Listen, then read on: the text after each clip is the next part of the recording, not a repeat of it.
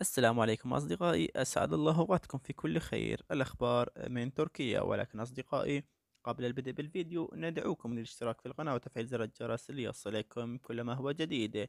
أما الخبر الأول: الرئيس أردوغان: سوف نجعل أولئك الذين يرفعون أسعار الآجارات بشكل عشوائي يندمون على ولادتهم بالقانون.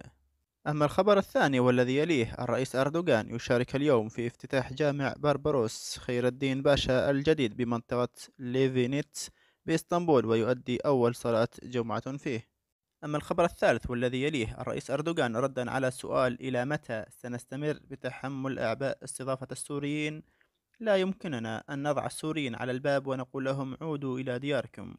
لقد بنينا 100,000 منزل لهم، والكثير عادوا لبلدهم بشكل طوعي. كما إننا لا نستطيع اعتبار كل السوريين لاجئين، فهناك المدرس والمهندس والدكتور، والمخطئ منهم يعاقبه القانون التركي أو القضاء. وأضاف أيضا في نفس السياق الرئيس التركي رجب طيب أردوغان: لا يمكننا الموافقة على ترحيل إخواننا السوريين، لأن في ذلك ظلم كبير. أما الخبر الرابع: نائب رئيس حزب الشعب الجمهوري فائق أوستكراك سيفوز كليجدار أوغلو في الانتخابات الرئاسية من الجولة الأولى بسهولة أكبر بعد قرار انسحاب أحد المرشحين في الانتخابات. أما الخبر الذي يليه: خبر عاجل: مرشح تحالف الشعب المعارض كمال كليشدار أوغلو: سأدعم توسيع حلف الناتو بعد فوزي بالانتخابات الرئاسية القادمة لتركيا.